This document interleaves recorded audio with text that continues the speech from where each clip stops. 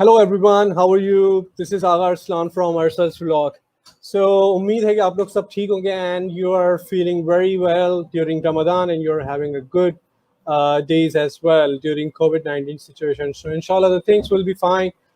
Okay, right. So as you know that the format of our program is to introduce different guest speakers from the different countries, in fact, and on different topics, right? So what we do is actually we discuss with them and we share their experiences and we ask them different questions according to their experience. So similarly, we have a guest today, which is a special guest, and on my request, he actually accepted it, and I'm really thankful to him. Omar Emad Alhijazi from Jordan. Right, so let me introduce who is Omar Emad Alhijazi. Omar Emad Alhijazi is a passionate public speaker, a 3-time TEDx speaker, Toastmaster, international member, and the pitch coach. This session is going to be beneficial for everyone who has the passion to become public speaker, but the fear of being, fear of facing audience is going to be the biggest barrier of their progress. So let me introduce our guest, Umar, who will be telling us something good about the public speaking. Assalamu alaikum, kaifa halik? Wa alaikum assalam, kaifa haluk? Alhamdulillah, alhamdulillah. How are you, Umar? Thank you so much. Thank you so much again for accepting our request. Being an international speaker, and we are really honorable to see you on our stage. Well, thank you very much for inviting me to your blog. You're doing an amazing job, and I'm truly honored to be part of this amazing effort. Thank you very much. Thank you so much, brother. Thank you so much. So, how's things working in Jordan? Well, we're under this coronavirus issue, so we're still some of us are working at home. So some of us have started going back to their offices. But for me, I'm still working from home, so we're working 24 hours. Okay, great. So how about the patients of the COVID-19 situations? Is it increasing day by day, or there is something that you can see something positive in the future? Well, alhamdulillah, in Jordan, we're kind of in control. So sometimes it outbreaks, sometimes we control it, but mainly it is under control. Yes. Right. Similarly, like we have in the government, we have like the provincial and the federal government's conflict. So the federal government says that let the things open, and the provincial government says no, that need to be closed because COVID-19 is going to increase day by day. That the things happens. We need to be careful, to be honest. Yes, we need to be careful. Yes, absolutely right. Omar, I have introduced you to our audience. So those who don't know in much detail, I want you to introduce yourself, details which I really wanted to know about. Okay. Well, introducing myself will be actually, I'll tell a story about myself. Great. But before I tell a story, there's something fascinating that I need to share, which you're really excited about, brother, which is that I'm half Pakistani, and this explains the looks, to be honest. Really? Yes, I am. My mother is Pakistani. Yes. Wow. Well, that's a good news, in fact. This is great. Happy to hear. Thank you very much. Well, my story started when I was 12 years old. And that was the first time I stand on stage in front of 500 people. It was scary, wow. but for me, it gave me the idea that I can actually stand in front of an audience and talk. This has led me, this has led me into a passion of mine, which is public speaking. And then I found myself that, I'm someone who gets concerned really a lot, and if you give me an exam, then I will feel that this is something huge in front of me. But on the other side, put me in front of an audience of 1,000 people, and I'll just feel myself that I just feel that I found myself. I found my voice. Wow. So I thought about myself. It is kind of a thing that I'm proud of, but I have to transfer this knowledge. I have to transfer this into other people who would like to address themselves. So I'd like to address the ideas they have, but they can't because they're afraid of public speaking. So my goal was to find people's voices, like I found mine, and to give them the floor so they can express themselves more and more. And when I figured out that I'm someone who can stand on stage, I thought about it, and then I found myself winning 8 national competitions in Jordan in a row. Great, And mashallah.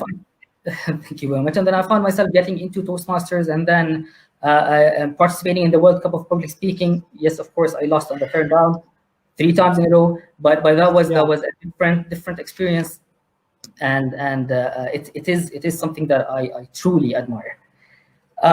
Great. This passion has led me to conduct public speaking courses. So I have this public speaking course which is exclusive. It's called A Sword in a Gunfight.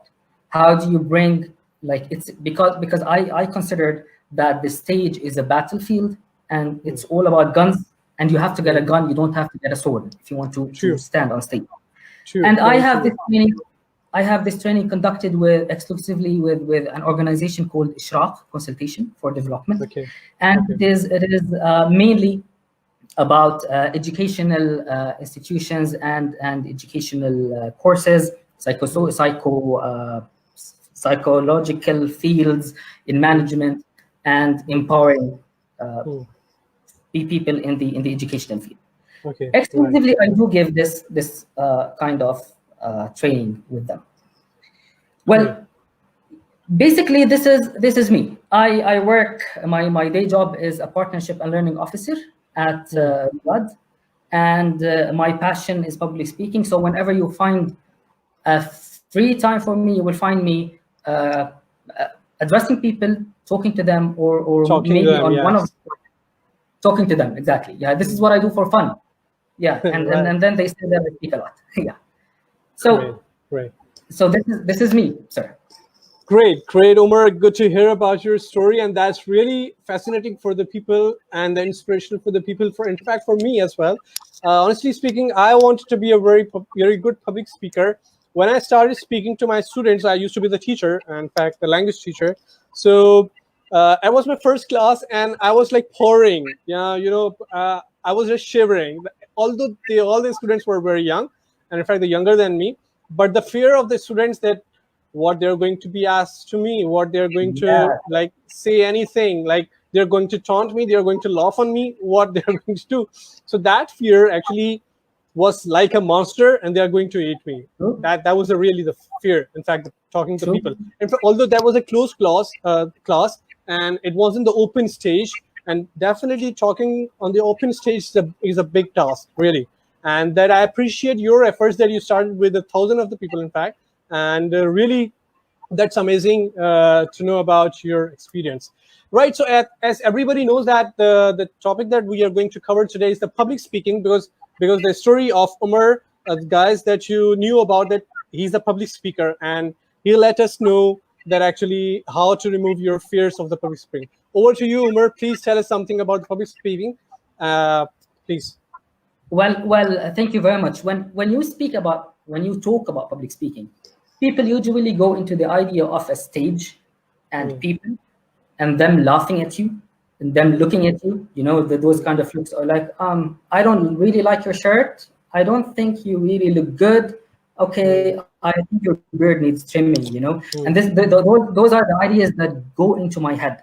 But basically, public speaking is actually your life. And this is something that I really want to share, because whenever you open your mouth and say some words, you just spoke in public, and this is public speaking. It is. Yes. So basically, when people come and tell you that, listen, I'm not really good in talking to people, don't buy it, because actually, those people, when they go to talk to their mothers, it is so much different than when they talk to their bosses or when they talk to their wives or fathers or sons. There's always an addressing style. This addressing style is a public speaking style. We actually have it inside of us. And that's why one of my theories is that we have a public speaking bubble above us, and then we pick whatever we want from an addressing style, from a facial expression, from a vocal variety and tone, and eye contact, and then we just throw it in the face of the person who we're talking to. So basically, you can't get into your into the office of your boss and then boss him around and tell him that, hey, sir, I'm not coming today to work. You can't do that, because you need to pick and select the best addressing style. So it's a bubble. It's not about what you say. We always think about, I have to know exactly what I say. It's important, but it's not about what you say. It's about how you say it. It matters to me a lot if you address me in a way that, takes me, hooks me. It's about how you say it. Right. But sir, the most big and major problem that we face, if we want to stand in front of people and start. Omar, I'm just give me a second. I'm just going to cut it off because the people are saying, I got a WhatsApp from the people, and they say they can't hear you properly, and your video is a bit scrambling. So can you please check it? Okay. If my video is a little bit scrambling, then okay. Let me try to change my place. It's going better. Okay, please. It's getting better. Okay. Yeah, it's getting better. Yes, please. Are you sure? If you want, I can try to change my place. Yeah, that would be fine. You can try it. Okay. Just give me one minute. Right. Dear audience, do let us know that if the videos you can see it's fine, or you can suggest us if you need to change the place, or it's getting problem. Is it audible or not? Please do let us know. Okay. Right. So meanwhile, I can see few eyes, and the people are here. In fact, so the random comments are like, says they couldn't see you. Good going. Yeah, it's better now. It's better. Okay. It's better. Yeah, it is. So basically, what I was talking about is that there's a public speaking bubble for the people who couldn't hear me well. There's a public speaking bubble, and we address people in the way that we want. So if someone comes and says that I don't know how to address people, just don't buy it. Don't listen to them. Okay. But the problem is the next topic, which is the stage. This is the problem. This is where people get really afraid. They get, okay, you want me to stand, not even on a stage, and talk to people and address people? No, thank you very much. I don't want that. You know why? Yeah. Because as you said, sir, you start, your heart starts pounding, you start pouring, and then you feel that people are going to laugh at you. Yes. You know what? This is your brain. This is only your brain, because your brain is always seeking for your comfort. So basically, when you tell your brain that, hey, we're going on stage in front of people, and people are going to look at you, laugh at you, your brain will be like, whoa, wait, no. Where are you going? No. People will laugh at you. You won't remember the words. You will make a fool of yourself. So please stay. Yeah. Behind. Don't go. But you know what? Your brain is okay with it, because he thinks that you're at risk, so he's doing his job. But what you should do is comfort your brain. You know what? They always say that you have to practice, and I agree with this methodology. You always need to practice before you go on stage. You always need to. Yes. You never go on stage unprepared. Never. And this is definite. But I will tell you some fun things that you should do, and I've tried them and they really work. Okay. If you're listening to me, if you have a very favorite song of yours that makes you happy, or rhythm or something that makes you happy, listen to it before going on stage. Or go into a private room and make some victory signs. Literally, make some victory signs like you won the lottery, or won the competition, or you've done something. Right. This is going to change the mood of your brain, and then when you address people, you will address them in a better way. You know why I said? Because all what you feel is in the first 10 to 15 up to 20 seconds. That's all. All what you feel, my heart is pounding, I'm feeling anxious, I'm pouring, I don't know what to say. It's the first 20 seconds. And then you will just go with the flow. So what I say from my experience is prepare your first two sentences. Okay. And don't just only prepare your sentences. Get excited about them. You know? This is something like, you can say something like ice breaking in the starting. Wow. You're very much ice breaking, but I don't want you to come on stage and tell me, hello, my name is Omar and I am a public speaker. Don't do that, because everyone will do that. Select a sentence that will make me as an audience see, oh yeah, this person is different. I'm going to listen to him. Yeah. This will excite the audience and this will excite you. So the first 20 seconds will make you feel, wow, I'm good. I can go on. Right. Okay. And you know what? What is the worst case scenario? Nobody actually on earth happened, or nothing happened on earth that you stand and people will be like, sit down. We don't want to listen to you. Nobody does that. Yeah. The worst case scenario, the worst case, they're going to be silent. You know what? For long, you will got the bonus, which is the clap. People will clap to you when you finish. So basically, what am I afraid of? I own the stage, I own the place, and I can do whatever I want. One more thing I want to share, or two more things I want to share. Yeah. Which are no-nos. Don't. Please don't. Okay.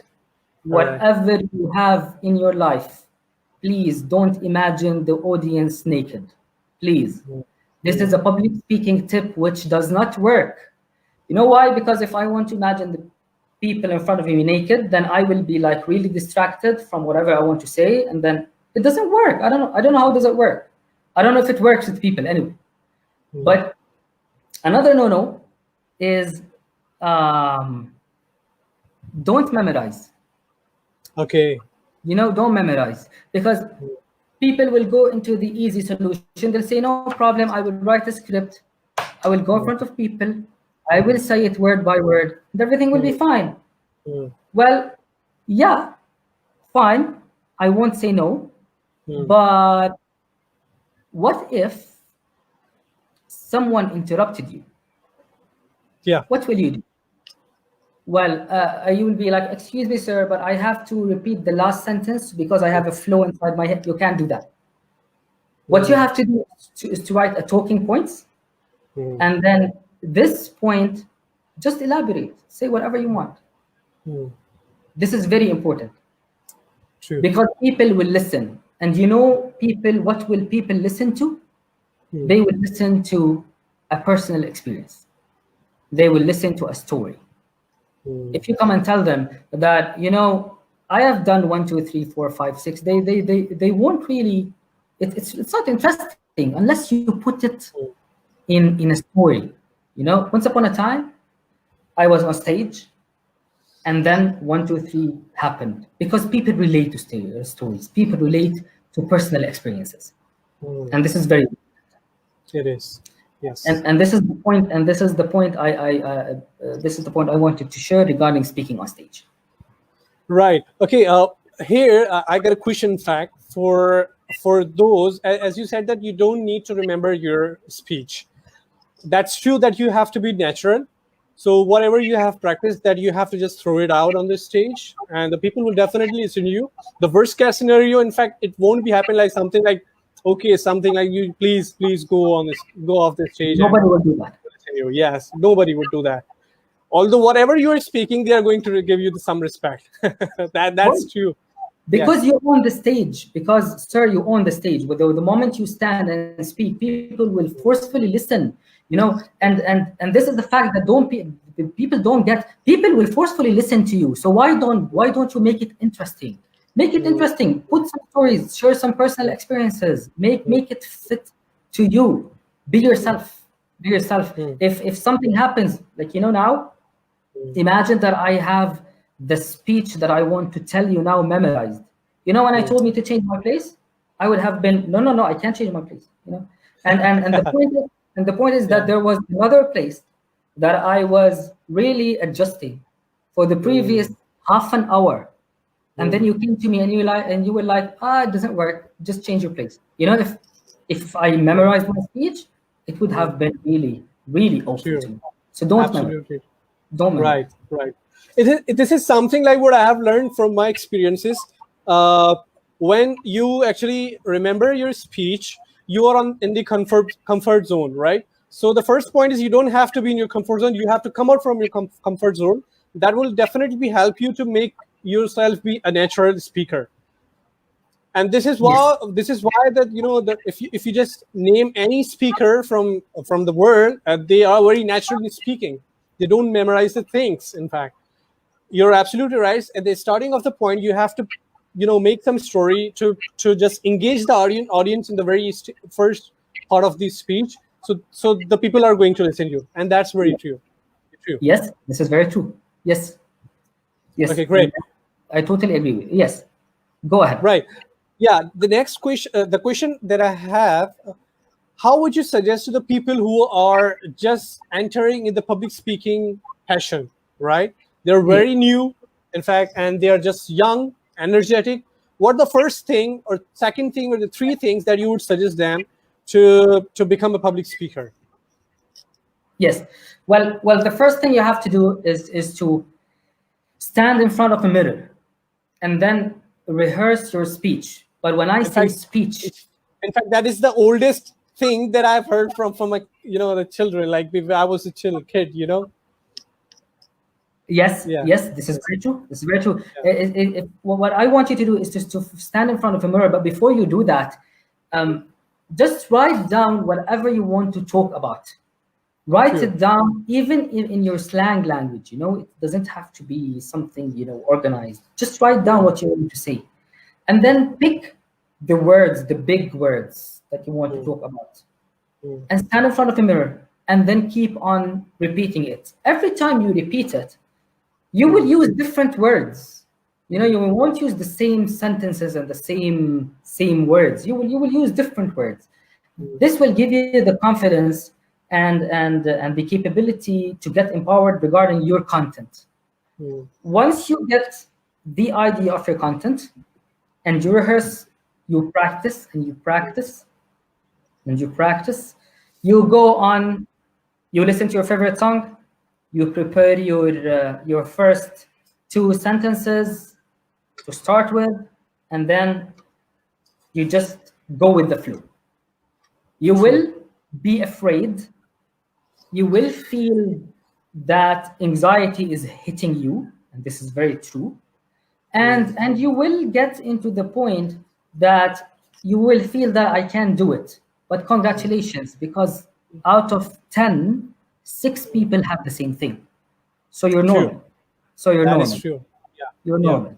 So no problem at all. So all what you have to do is to practice. Write your content, not memorize it word by word, and then practice it in front of a mirror. Listen to your favorite song so you can become in a better mood. Prepare your 2 sentences which you want to start with, and please don't start with hello, how are you? No, this is the regular, and then go on. Absolutely agree. In fact, I want to add a point that what I have experienced in my life, that if you want to practice, this is the first thing that you have to do in the front of the mirror. But the other thing is that you just grab some of your friends, ask them to listen to you. Once you are comfortable with them, add some 4 people, and you'll just keep adding them, and you'll be, and definitely whatever, because the friends are the things that you can be very open and natural, right? So here, what you can improve, the first thing, your confidence, the pitch, because the people who don't know public speaking, or they are not much confident, how would they start something like this? What am I going to do? Okay, so hello, what I'm going to tell you. The very low, the energy is very low. but in the front of your friends, you're very energetic already. So your confidence is already high. So just do something in front of your friends. And once they give you some thumbs up, add some more people, some unknown people, and try again. And definitely it will go and go and go. I totally agree with you. It is very important to add unknown people to you, because if you get comfortable with the audience and then you go with the same speech into an audience that you don't know anything about, then this will be a trauma for you actually. So no, add unknown people and try to give the speech in front of them. It is very important, very, very important. Yes. Right. Talking about the speaking on the stage, anyhow, I mean, for a sudden moment, you forgot something that you wanted to say. What are the tips that you want to advise?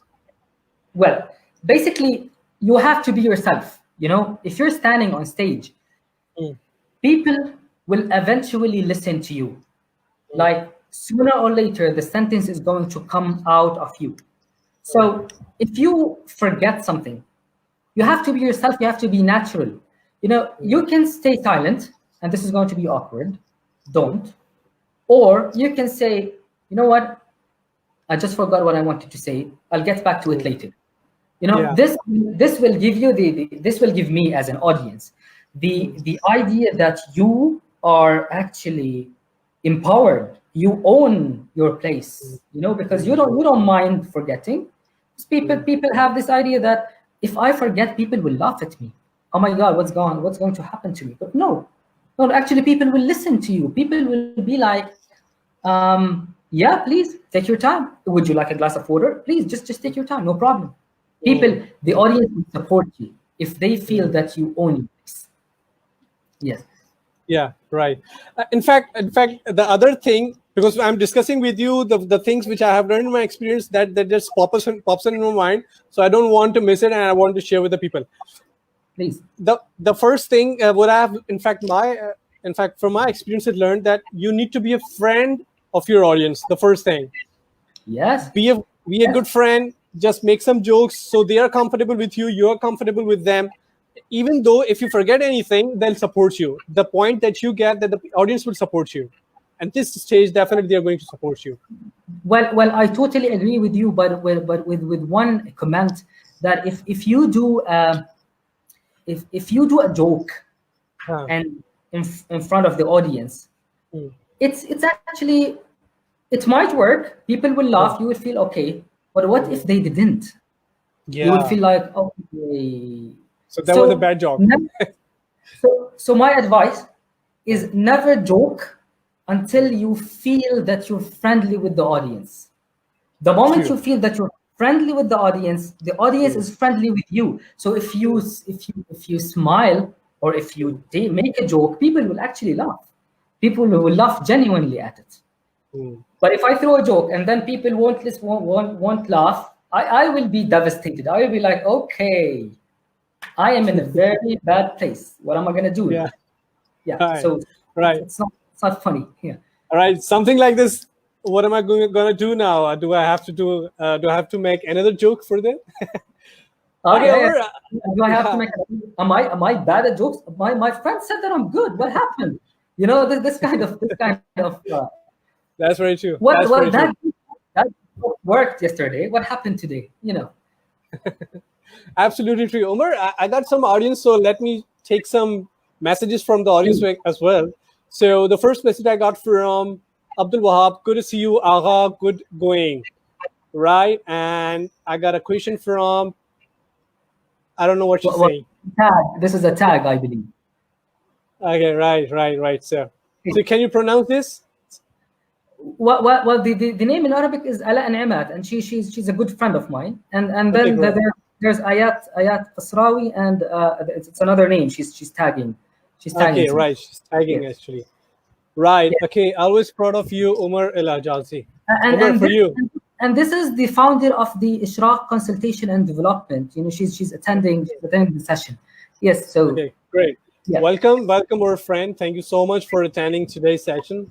And we got from Mahmoud, the people from your side, but I can see a lot of people. How can you transfer this passion when you start talking? Yes. Yes. Thank you, Mahmoud, for this question. Well, how can you start transferring this passion when you start talking?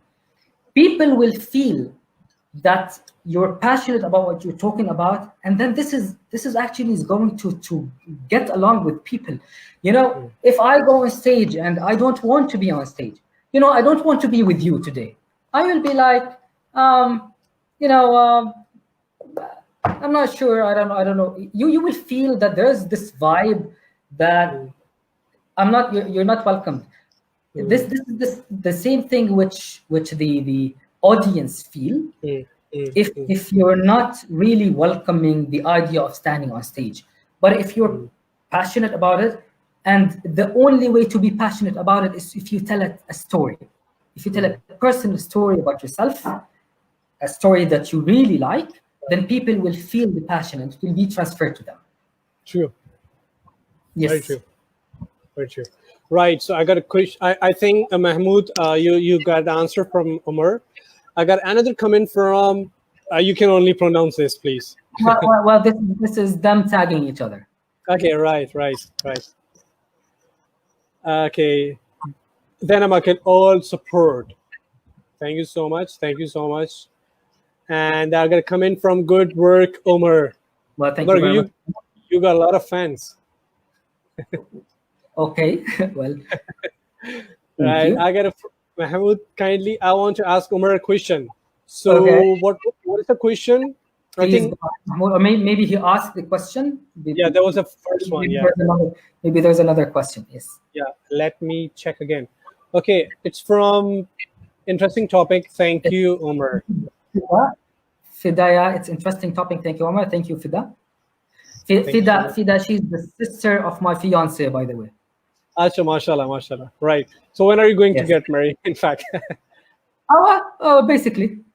Inshallah. The sound is good. Very nice. I think actually I asked people that how's the sound and video is working. I got from Romeo as well. It's perfect. Okay, great. Thank you. Yeah. And the video is fine as well. Yeah. And the sound and the video call is also fine. Video quality. All right. Yes, that's going great. Ursula, I joined late. Can you just publish name of today's guest? Right. I can show you. Okay. It's basically we have Omar Alhijazi with us. Muhammad Saab. I think that it was an older comment, actually. Right. And you got a lot of fans, in fact, mashallah. Yeah. You can see the highlights from the different people. All right, I got a long comment. I can read it for you. We're a great trainer, Ishraq, consultation, development, always part of your personal professionally.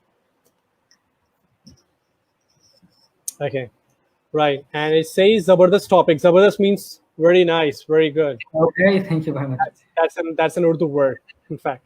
Confidence is the key. Absolutely. Yes. Definitely. How to break the ice while entering the arena. Yes. I think yes, please.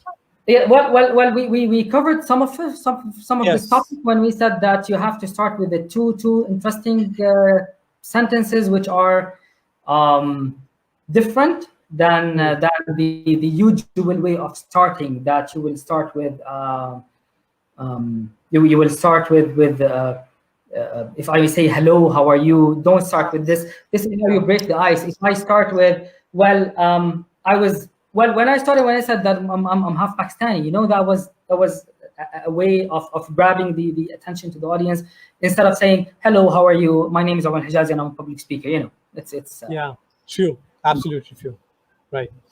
Okay. Right. So I got few comments as well. So let's see.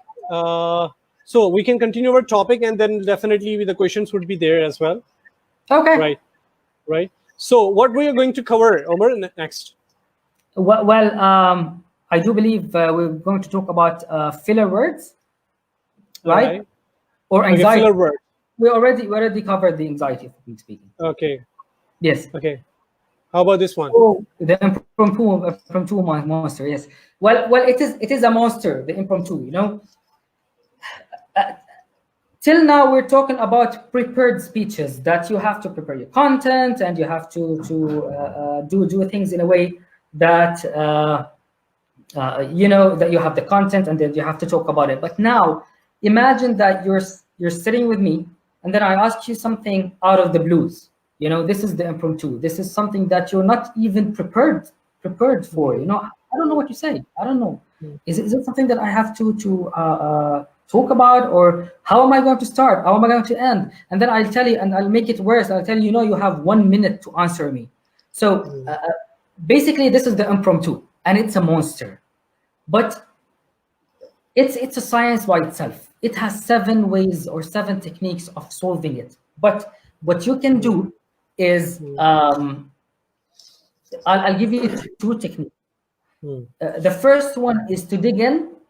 The second one is to go out. If you come and tell me about the COVID-19, tell me that I want to talk about COVID-19, then I will tell you, there are 2 ways. I'm not prepared. I don't know anything about COVID-19, but I will try to improvise. So I will come and tell you, I will dig in. I will say, well, COVID-19 is a disease and it is dangerous and you should take care. I'm getting inside the COVID-19.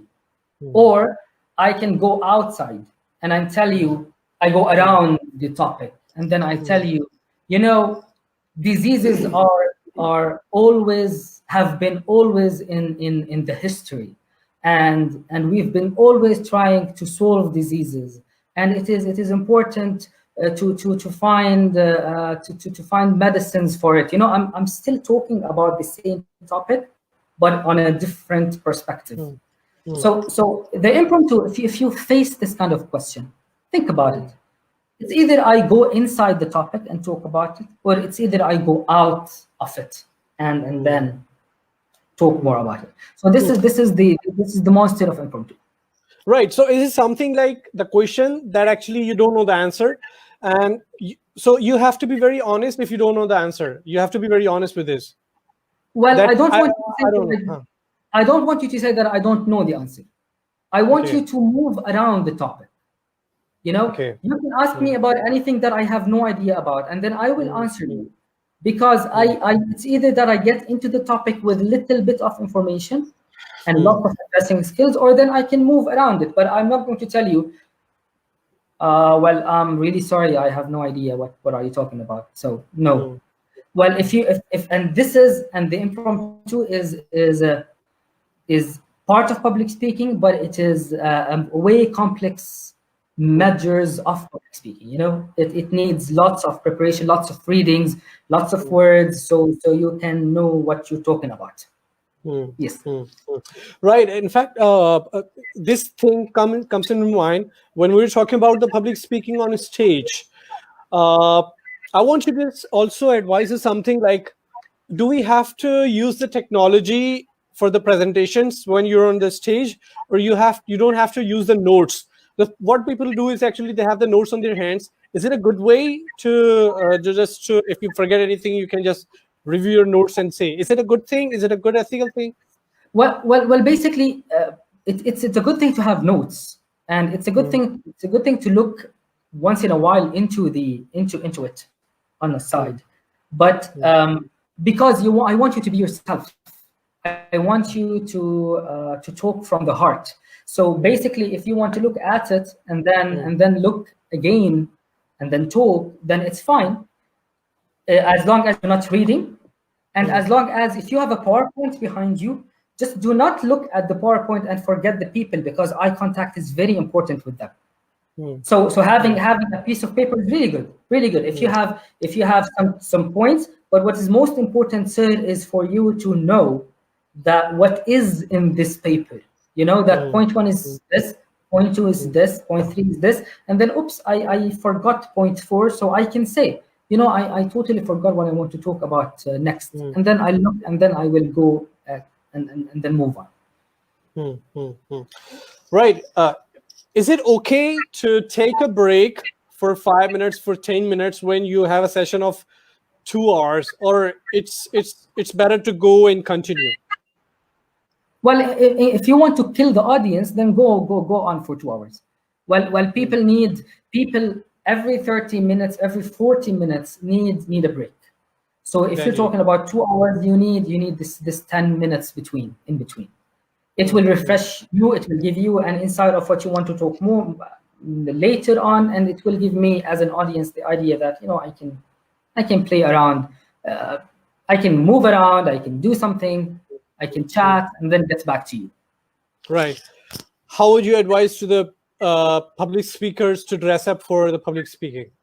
Well, my advice is your favorite shirt, your favorite jeans or trousers or whatever you want, your favorite clothes, because clothes your favorite clothes give you confidence. All right. Is it okay to have something in your hands that you'll be comfortable? It could be pen, because what I've heard from this, it could be pen, or it could be a marker, it could be a stick, it could be a paper, or even if you want to be more comfortable on stage, you just go behind the bar, or that is a half stage that the people can see your face and the hands, and your whole body is covered. Is it okay, or it's better to go the whole? Well, okay. If you want to hold something in your hand, this is a tool for you to make you less anxious, to make you less stressed. But it's okay if you want to hold a pen in your hand. Just don't do this. Right. Just don't click it. This is very important. And one of the techniques that your brain says for you, that you have to hide behind a podium or something, so you can cover yourself, you can hide yourself. But if I cover myself, it will be more harder for me, because if I want to convey a point to you, then I have to use my facial expression, my vocal variety, my eye contact, and this is going to be harder because I don't have my hands, because they're all tied up. So but if I have my hands, then I can use them, and the message can be conveyed, and you can feel that. Yes. Right. So my advice, don't hide behind the stage. Absolutely true. Right. So I got some from comments as well. So we are having comments. So definitely the audience, we need to take care of them as well. Okay. Right. The comment is about would it be different of introducing myself on stage in front of a referee committee rather than just a watching audience? Would it be different if introducing myself on stage is in front of a referee committee rather than just a watching audience? Well, I'm not really getting the question, but if I want to, if he wants to talk about the committee or the judges or the guest, the guest that you have, the special guest, you have to talk to them first, introduce yourself, or you have to just start with the audience. What I got from the question. Introducing myself on stage in front of a referee rather than just watching audience. Well, let me try to move around this. Well, if I'm addressing an audience or a refereeing committee, then I am the one who's owning the stage. So basically, if I start my way, then it is going to be very beneficial for me, because it's going to be different. If it's the other way around, if there's another way to understand the question. If I am there's a committee and there's an audience, then I can introduce myself, and then I can introduce myself to the committee, and then I can address the audience. So if I got the question right, to be honest. Right. Omar, I got an question, in fact, then I'll take from the audience as well. For example, if you are in the middle of the competition of the public speaking, right? You have 10 public speakers, and your number is number 5. Let's suppose you're going to present yourself on the number 5, but you have to choose to take a number. The introducer actually asks you which number do you want to be? You want to come earlier, or you want to come in the end? What would you advise? What is the best number you need to come on? Well, if you want my advice, I would come earlier. Because if I'm anxious about the speaking itself, waiting is going to stress me more. So and my brain is going to manipulate me more, and then I'm going to see people on stage, and then it will give me those kind of things that, look, people are not laughing to him or to her, look, it is not working with them, because my mind is trying hard to tell me to sit, not to stand. But if I take the stage earlier, I can, and I have my sentences prepared, then it can be a first. I can be someone. I can do it. I can I can do what I have to do, inspire the audience, and then finish. So Right. For me, start earlier. Right. Starting earlier will give you something advantage like this. If you come in the middle or the end of your number, what will happen if someone has delivered a very good speech, your confidence will go down, right? So yes. Well, yes, I agree with you, but you being the version of yourself always has this imprint that is different than others, because you have a different story, you have a different personal experience, you have something else to share. So even if they're good, you can be good as well. It's not like that they're good and then I don't think that I'll be as good as them. This is your brain speaking to you again. Yes. And the language matters as well. This question is actually related to the language. As you know that the audience knows Arabic and they know the English as well. You're comfortable with the both, but you're more comfortable with your mother language, which is the Arabic, for example. For me, it's Urdu. But the English language will give me the confidence, and the people would say, "Wow, you're speaking English, man." So, what do you think? What would be the best thing to choosing for the language? Well, the language is whatever you feel comfortable, and it depends on your audience. If you have people, if you know how to speak English, and you have people in your audience that they're English and they don't understand Arabic or Urdu, for example, then you have to respect your audience, so you have to speak their language. Yes. But after all, the language matters, but it's not what you say; it's how you say it. Like even if you had a broken language, but you convey the message, but you are using your body language, you're using your vocal variety, you're using your tone, then you're good to go. Great. I got a comment from audience. Useful topic. A good head, Omar. Absolutely. Thank you so much. Right. So here you go. My friend thought me. In fact, if you have a good command on your topic, you will be full of confidence in front of any of the audience. Absolutely true. Definitely. And this is why we said practice your content. This is very important. True. Thank you. Right. And she says, thank you. Most welcome. Right. Okay. How can I overcome stage fright? How can I overcome stage fright? Well, all what you have to do is to literally practice well. Because stage fright, there's nothing like, I don't want to tell you that you will overcoming it. You can cope with it. Coping with it and getting along with it is like what you have to do is you have to get along with it, and in a way that you need to practice well, practice, and then prepare your first two sentences. I always emphasize on this because if you prepare your first two sentences, then you will be excited about it. You'll be prepared. You will pass the first 10 to 20 seconds. If you don't want to prepare your first sentences, if you want to start with hello, how are you? No problem at all. But what you should do is listen to your favorite song before you go on stage. Trust me, this really works. That is really. There's some kind of songs that makes you happy, or something that a thought that makes you happy. Just listen to it, or just think about it. Right, absolutely. In fact, there's something stage that's a funny one as well. If you have some friends with you, if you have some colleagues with you, and you're going to give a stage speech, and on the big stage, they're giving a lot of advices. That comes in your mind, and you'll say that what am I going to do and who am I going to listen? Right. So that happens actually. You don't need to listen to anyone. The tip that you got from your side, Omar, that listen to the song, which is the favorite one, and that will definitely work.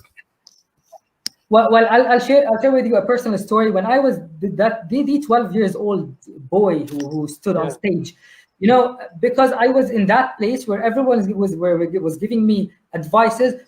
Put your glasses, don't put your glasses. Don't listen to people. Don't look at them. Don't. And you know, I was in the middle of the speech, and then I remember that my sister said, "Remove your glasses." And then there was this thought inside of me while I am performing, that what if my sister got upset of me because I didn't remove my glasses? And then, you know, and then I removed my glasses. I can't see anything now. That's why I'm gonna put them back. But when I removed my glasses, people were like, wow, he's full of confidence. And I was like, okay, it worked. But basically, if you listen to those advices, just take what actually sounds comfortable to you, you know, and go. Right. Thank you so much for the useful advices, Omar. Okay, I got coming from Nurul Huda, a useful topic. Thank you so much. Okay, I got a long question. Omar, nice to see you first. A funny, awkward question about those moments when you locked in an eye contact with this is a funny one as well. Yes, absolutely. With one of the audience unaware. Let him feel. Yes. Thank you, Marwan, for this question. Well, basically, we locked up ourselves with this person from the audience because, you know, the only guilt that this audience had that he or she was really nice. You know, when I smiled, she smiled, or he smiled. So basically, I feel that this is a friendly audience that I just keep looking at them. And this is actually very, very confusing, because if I'm in the audience and I'm nice and I'm going to smile to you because you're talking to me, but I don't want you to look at me all the time. You have to look around. You have to give attention to everyone. Thank you, Marwan, for this. In fact, Marwan, the same thing I want to add up with, in fact, Omar's advice as well.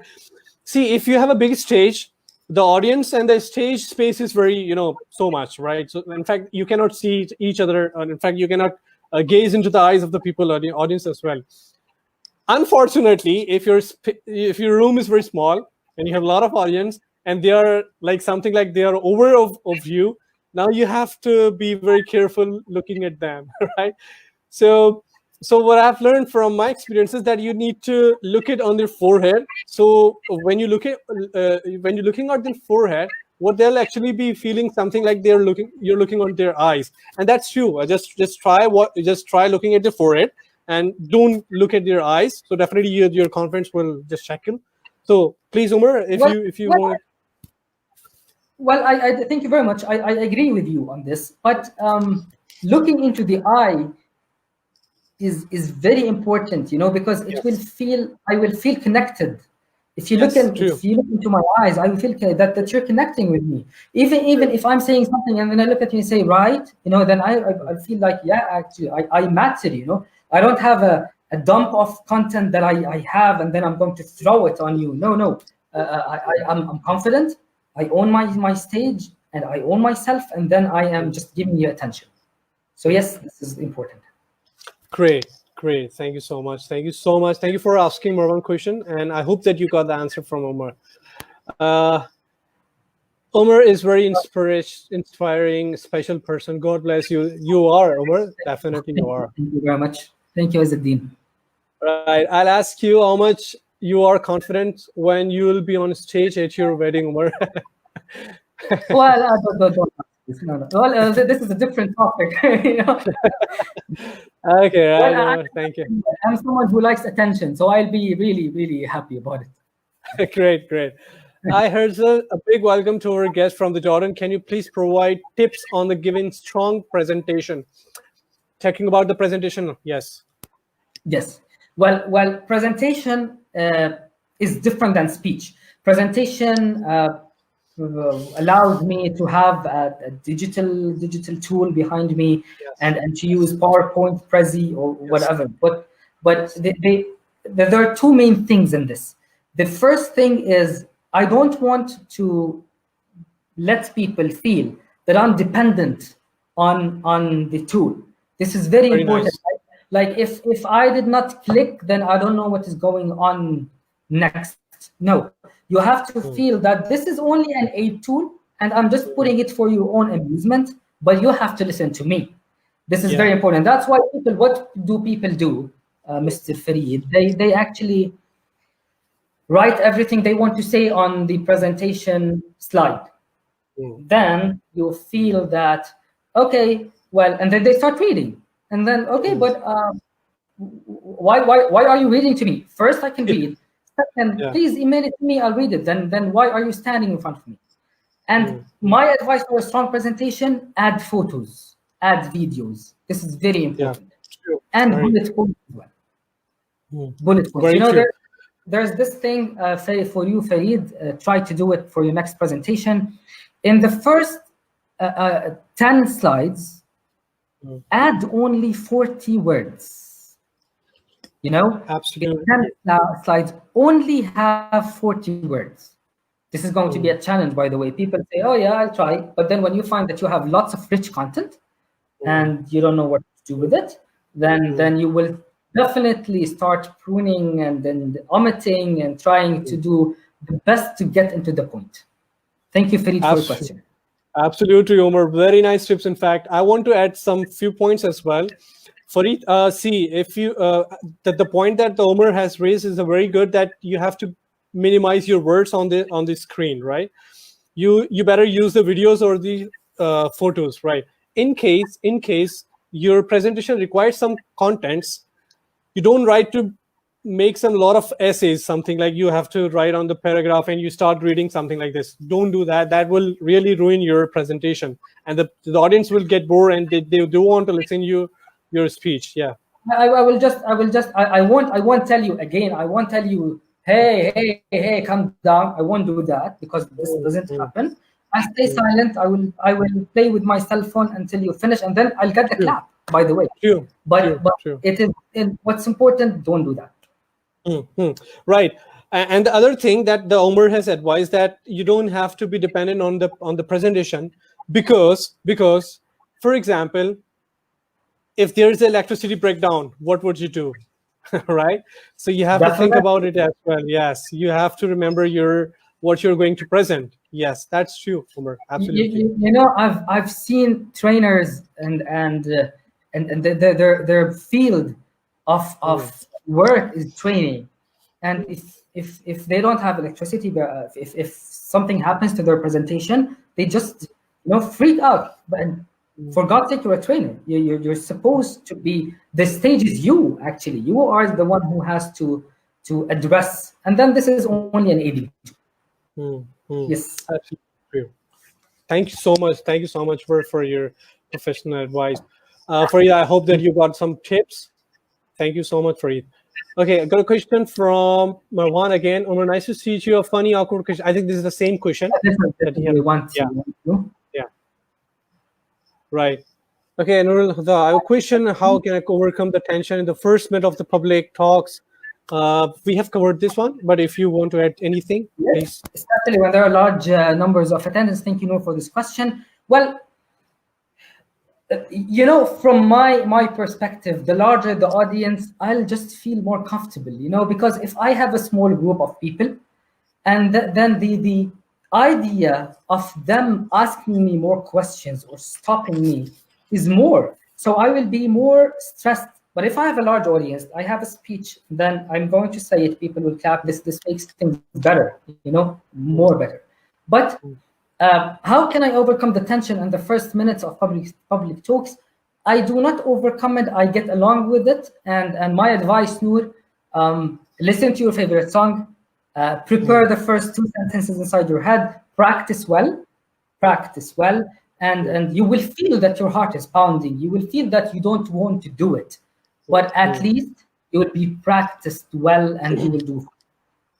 Right, absolutely. Thank you, Umar, and thank you, Nurulda, for asking the question. In fact, I want to add something as well. For example, for the larger audience, Umar, do you think that is it okay to just get off from the stage, get close to the audience, walk in middle of the audience and talk to them as well? Or it's better to stay on the stage, please? Well, the stage is yours, Nobody has this rule you cannot move around. Well, move around. Make people suffer. Make people look around with you. Move around Yeah. and go ahead and do whatever you want. The stage is yours. This is a very important point for every speaker. People think that it's about that they're going to lose control, but they actually have the control. Move around. Do whatever you want. Absolutely. Right. Thank you so much. Thank you so much, Omar. Okay, got a question from as well, Omar. I'm always remembering your advice about the leverage in the public speaking. Yes, thank you very much, Mahmoud, for mentioning this. Leverage is, I have something, sir, you don't know. I'll tell you what leverage is. Do you know what is my next topic now? Well, you do know because I told you before.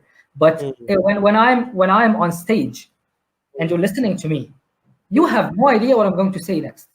So if I look at you and then I remember, I figured out that I think that the next topic might hurt your feelings. I might remove it and you will never know. You will never know what's my next sentence. This is the leverage. I can tell you that, sir, I have a very interesting point that I'm going to tell you at the end of this session. And I might be bluffing, I might be bluffing. You will be hooked. People will remain engaged, yeah. You'll be like, yes, I'll just listen. Did he finish? When is he going to finish? This is the level. Thank you very much, Mahmoud, for and this gives me the confidence as well. This gives me the confidence. This gives me the idea that I own the stage. Yeah. In fact, the people will remain engaged till the end, that whatever is going to tell us actually. But after you have to tell something, even if you don't. You have to. That's for sure. Thank you so much, Mahmoud. Thank you for asking the question. And very useful tips, Hannah says. And got a question from Sukena. She said, please, could you tell us about how to encourage our kids to be a good public speaking person like you? Because, Omar, you were a kid as well, the 12 years kid. So you can advise better. Well, I know this is painful, but because it requires from us lots of attention and lots of patience. But we have to allow our kids to speak. We have to allow them to address whatever they have in their minds, and we have to make them finish their sentences. This is a problem that we have, that we don't listen to our kids. We don't give them the floor. We feel that it's fine. I know what you want. It's okay. I'll just do it for you. But at the end, it's not giving us the confidence to say what we want to say. This is the first. Second, we give public speaking apps, public speaking practices, examples. Give them a speech. Let them talk about it. Give them a topic and tell them tell me about it. Tell me about that topic, and let them just improvise. It might be, sometimes it might be it's not logical, what they're saying, but it's building inside of them the confidence of a public speaker. It's building inside of them the idea that I can say whatever I want to say and I will know how to say it. Thank you, Sukena, for this. Right, Sukena, thank you for the asking. I hope that you got the answer from her. Thank you so much. I got another comment from Romeo Mount. She said, some people are afraid to speak in groups. We have covered few of the points, but if you want to add anything, Omar. Well.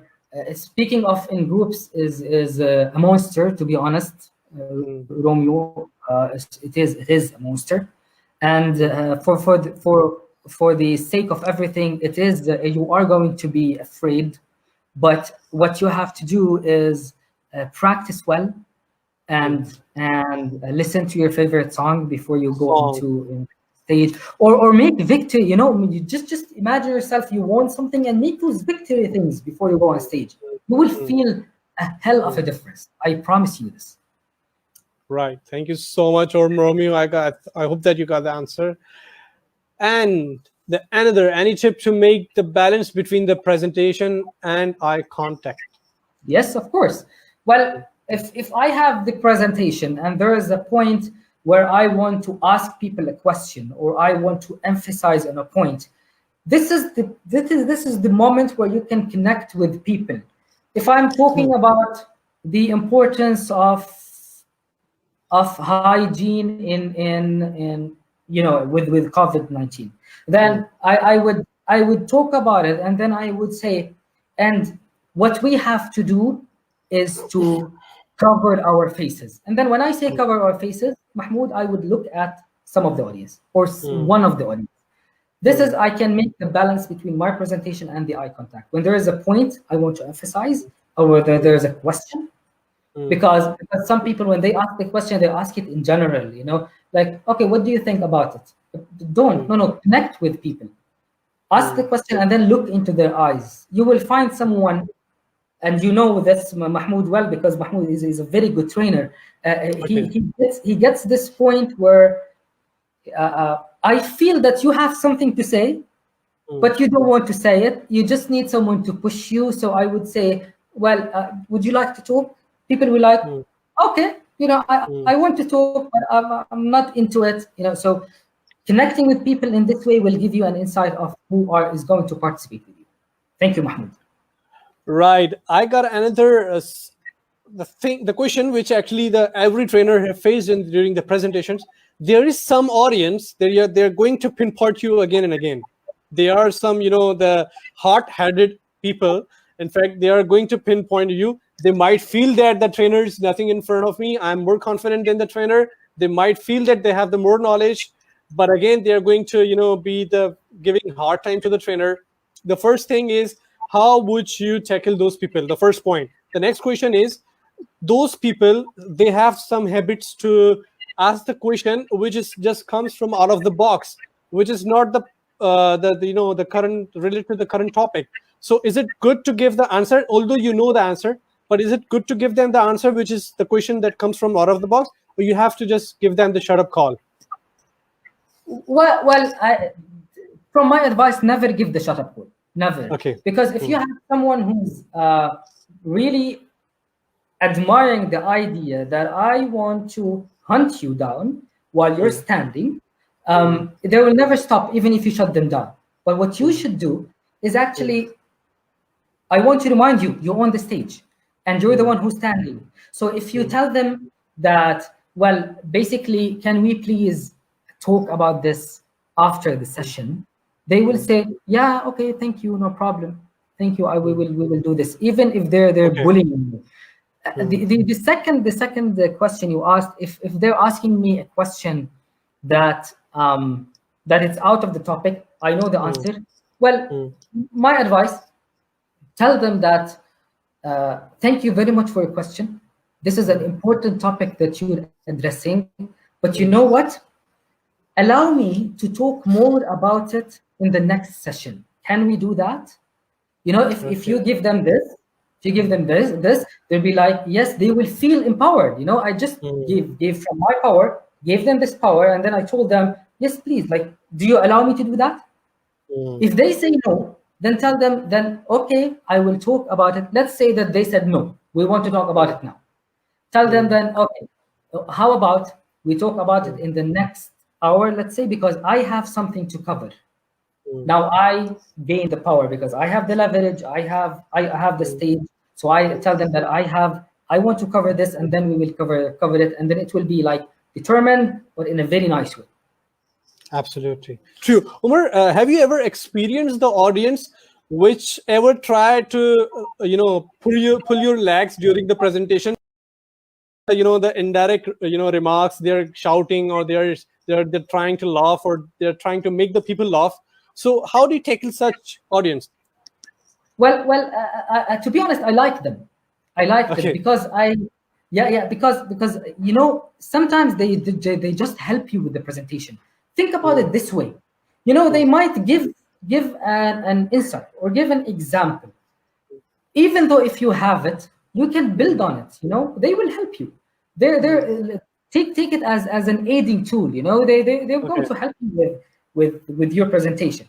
And believe it or not, the people who are really hard in the presentation we become really good friends after that, because I'm nice to them, and this is very hard. This is very hard when you have a topic in mind and you want to cover, and there's someone who's irritating you, literally irritating you. It's very hard, but With practice, you will know how to be nice and determined with them.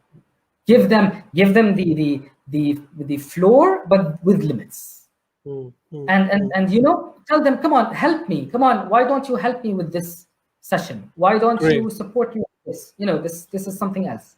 Like make them engage in your presentation. Yeah. Make them engaged. Make them engaged. Yeah. Yes. Okay. Is it fine to talk to audience before your presentations? For example, if you know that this room contains 20 people of my audience, which where I'm going to deliver my speech, is it okay to have a conversation before your speech with them, just to make them and make yourself comfortable, or you have to be go and start your conversation like you are very new to them? Well, thank you very much for this question. If you can build the barrier between them and you, and you can say that I am the speaker, you are the audience, and then you are going to listen to me, but don't do that. You know, if you go and talk to them, you will feel more comfortable. You will get to know that this is a person, actually, this is a human, and he wants to be here. He's not forced to, and he is actually looking forward for my speech, and this will give me confidence. You know, this will give me an excitement, part of excitement that yes, I would love to now. I would love to be on stage now because you are looking forward to what I want to say. So yes, please go and talk to them. Go and talk to the audience, and build a connection with them, because whenever you feel that you're hesitant, just look at them, but don't lock yourself with them, like Marwan said. Thank you so much for your advice, Omar. I got a lot of questions. Allow me to just ask a couple of questions again, then I'll take from the audience. What I was asking about, for example, what was the question actually that is skipped from my mind? Let me go take from the audience, then I'll... See, you just did that. You are yourself. You're natural. Yeah. See, if you're not yourself, then you will be like, oh God, I forgot the question. What am I going to do? But you were honest. I forgot the question. I will just move into the next one. Thank you very much for this slide. Yeah. Let me check from the audience, then I'll get back to my question, in fact. All right. Inshallah, you will see your kids as you want and more. Thank you, inshallah. Thank you very much. Right, inshallah. Thank you so much. Thank you. He says thank you. I think he got the answer. Okay. From you. I'm glad I got a big question from Naveed Raja. Let me introduce him. He's my senior professional in HR. So I really respect him and admire him, and I really listen his shows. Got the knowledge in in laws and the industrial laws and the HR laws. So he's a perfect guy. So I got a question from him. Silence is the best strategy. This is the half truth which have been taught, but the complete sentence is the silence the best strategy. If you have nothing good to speak, yes. So we should speak as the speak learning with, in fact, the others. So that's advice from the Naveed Raja. Thank you very much for the advice. Thank you very much. Thank you, Naveed Raja Saab. Thank you. When should we start train our kids matter public speaking? Well, kids are born with public speaking skills, but they don't speak, they cry. And then they give those facial expressions and they give this vocal variety, they give their tone. Mothers actually, they know that if the baby is crying in a way, then they know that they need to be fed. If they're crying in a way, that they need something else. And this is the public speaking bubble itself. But the moment they start speaking, when kids get introduced to this thing, because especially when they're 2 years old, there are more than thousands of trillions of neurons in their brains that they're getting connected together. And it is, while we're adults, we have half of those neurons with experience and with life. But when they're 2 years old, they have trillions of neurons. And if they start speaking, even if it's gibberish, even if it's something that it is doesn't make sense, they're just building neurons. They're just building connections inside their brains. So my advice, you should start training them when they start speaking. Before that, they have it by nature. Thank you for that question. Very nice. So that means that the public speaking can be trained. It's not a natural that you can train your children as well.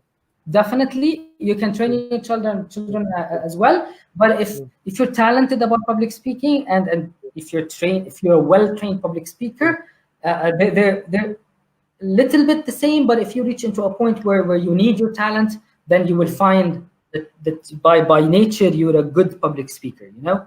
But for me, it's a skill that everyone can get trained on, and it is built inside us. Okay, great. Thank you, Umar. Okay, before I forget this question, which that just I got it back.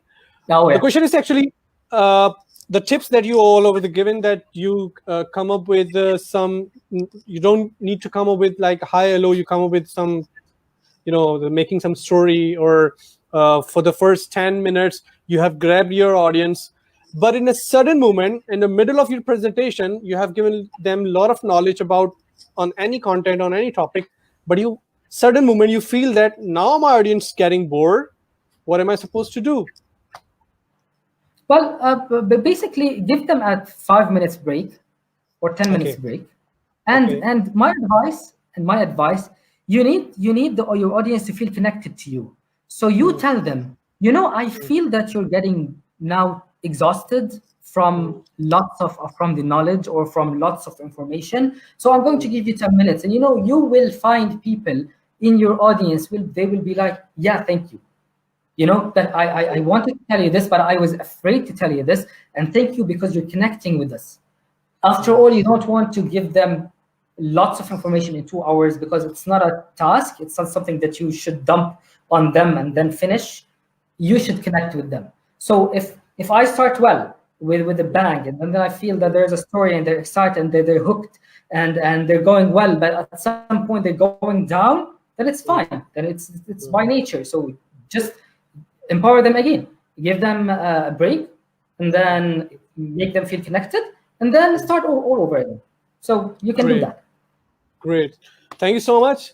Last question from my side, then I'll be definitely over to you, and you'll be giving us the ending note as well. And if we have left anything, then you can just continue. Okay. After your presentation, how do you retain or maintain your contacts with the audience for longer term? How does it benefit to you? Although that benefits to them, but how does it benefit to you? What does it benefit to me? The content? The relationship with the audience. The relationship with the audience, yes. After the presentation, yes. For the longer term. People will come to you. There's some kind of feedback you get from people. People will come to you, and this is something more relieving for people who are afraid of public speaking. People will come to you in all ways, and they say, thank you very much, good speech. Even if they didn't get anything from it, But when people come to you and say, thank you, because there's a change in our behavior, or thank you because we felt, we didn't feel the time, we didn't feel that. It has been, I can't imagine it has been 5 hours. I don't know how, those kind of comments will build relationship with people later on. And then people will listen to you more. People will come to you later on because they know that you're the person who's going to give this. One more thing, if you allow me. Yeah, sure. Many times I share, and it's not about like I'm sorry if it seems like it's a personal experience, but many times I share stories, or I share posts for other trainers, and then or for not other trainers, for trainings, and then people send me and say, are you going to conduct training? I say, no, I'm sorry, I'm not, and then they don't go. But I can encourage them. I tell them, no, go, because like you built a connection here, the connection there. People relate to you, people will go to you, and you will feel that's into you. And it's not rocket science. It's all about connection. It's all giving the audience what they deserve.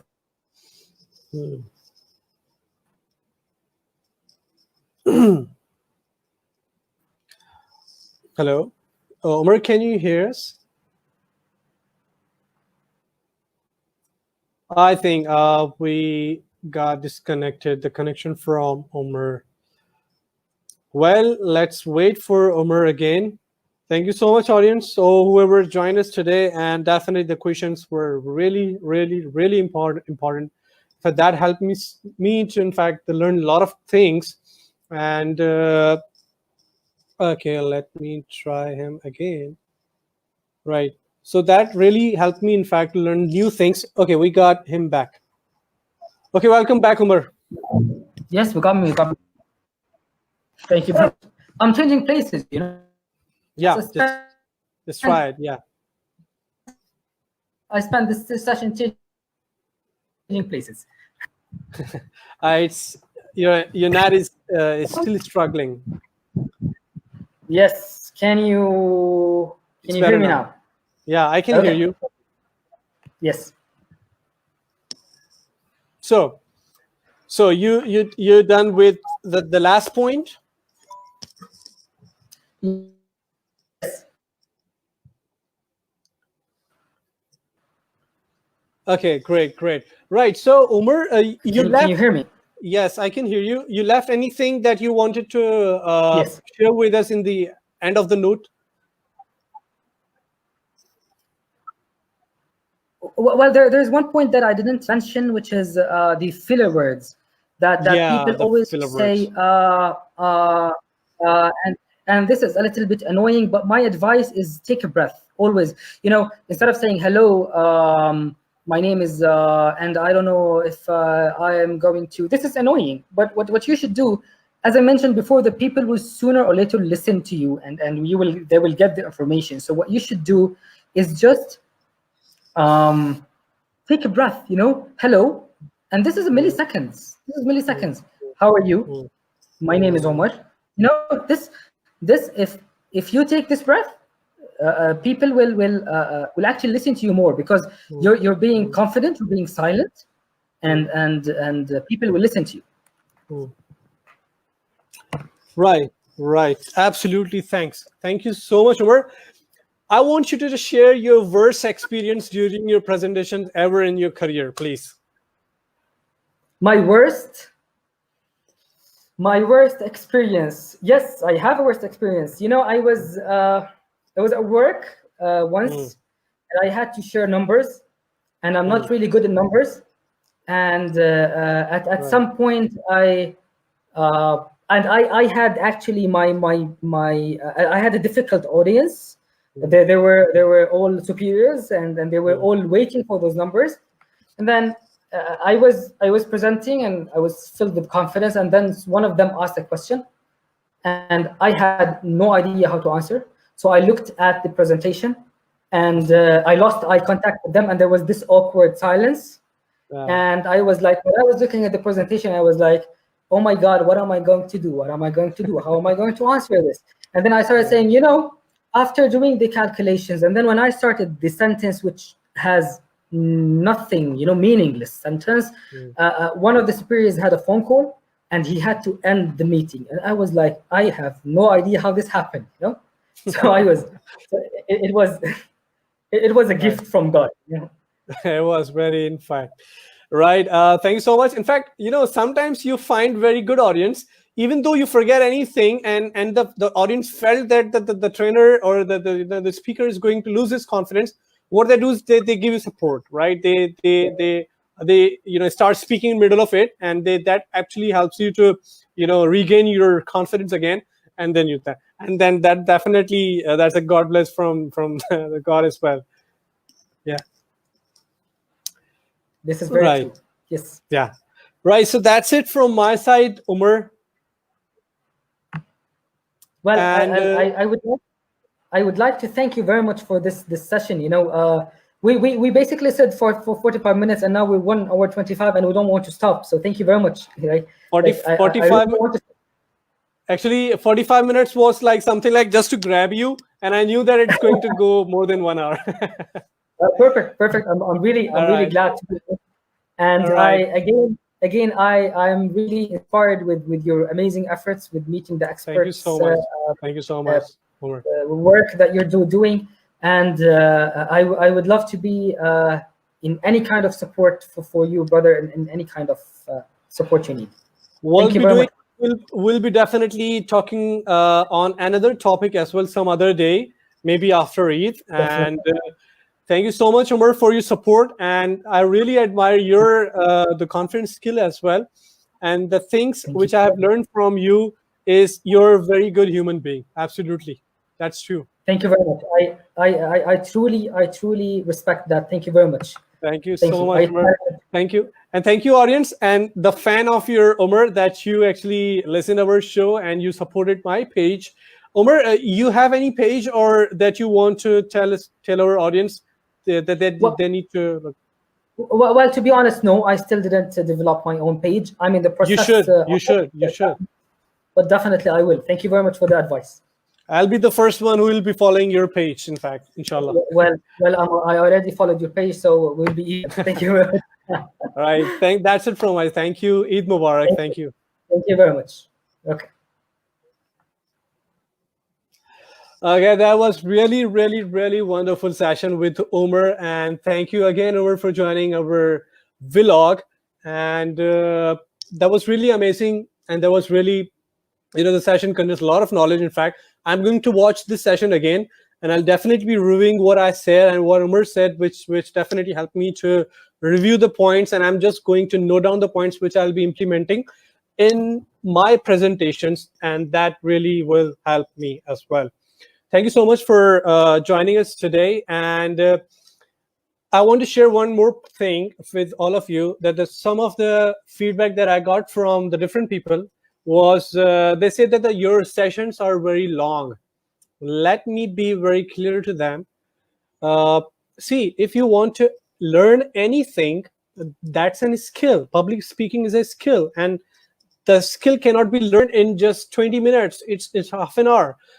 Although the name of my page is vlog, right? Vlog, but that's not a vlog. That's something like the live sessions with the different experts, and you want to grab a lot of things from the experts, and that will go long. So you have to bear with us. So that happens if you want to learn any, the soft skills that are going to help your career. So you have to listen to long sessions. The skill cannot be learned in 15 or 20 minutes or half an hour. So that's going to be long. That's true. This is the answer of your feedback, guys. And thank you so much for support. And do follow us on our Arsal's Vlog page and the YouTube channel as well, which I'm going to share the link on this stage. Thank you so much again, and Eid Mubarak. Inshallah, we'll be taking some other sessions as well soon, and I'll be announcing on my stage. Thank you so much. Allah Hafiz.